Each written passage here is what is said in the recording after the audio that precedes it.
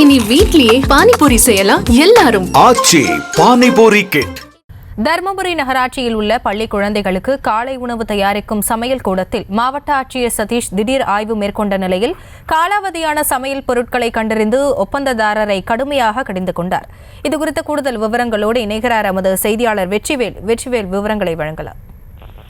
வணக்கம். அதாவது பாத்தீங்கன்னா தருமபுரி நகராட்சியில் 13 நகராட்சி துவக்கப்பள்ளி இருக்கு. இந்த துவக்கப்பள்ளியில் இருக்கக்கூடிய அந்த குழந்தைகளுக்கு காலை உணவு திட்டம் தமிழக அரசு அறிவிக்கப்பட்டு கிட்டத்தட்ட 700க்கும் மேற்பட்ட குழந்தைகளுக்கு காலை உணவு வழங்கப்படுகிறது. இதுல இன்று திடீர்னு மாவட்ட ஆட்சியர் சதீஷ் திடீர் ஆய்வு மேற்கொண்டார். இந்த ஆய்வின் போது அந்த சமையல் பொருட்கள் இருக்கக்கூடிய அந்த அறையும் சோதனை செய்தார். அந்த சோதனை கிட்டத்தட்ட காலாவதியான போன மாசம் காலாவதியாக இருக்கக்கூடிய அந்த பொருட்களை அங்க வைக்கப்பட்டிருந்தது. இந்த பொருட்களை அந்த ஒப்பந்த அழைத்து இந்த காலாவதியான பொருட்களை அப்புறப்படுத்த வேண்டும். அது மட்டும் இல்லாம இது மறுபடியும் இது போன்ற பொருட்கள் இருந்தா உங்களுடைய உரிமை ரத்து செய்யப்படும் சொல்லி எச்சரிக்கை விடுத்தார். அது மட்டும் இல்லாம அந்த நகராட்சியில் இருக்கக்கூடிய அந்த பள்ளியை சுற்றி இருக்கக்கூடிய அந்த நாய்களை பிடித்து அதுக்கு கருத்துரை செய்யணும்னு சொல்லி நகராட்சி ஊழியர்களுக்கு ஆர்டர் போட்டிருக்காரு. அது மட்டும் இல்லாம அங்க இருக்கக்கூடிய அந்த சுற்றுச்சூழல் தூய்மையாகவும் சுகாதாரமாகவும் இருக்குன்னு சொல்லி அறிவித்திருக்காரு. விவரங்களுக்கு நன்றி வெற்றிவேல்.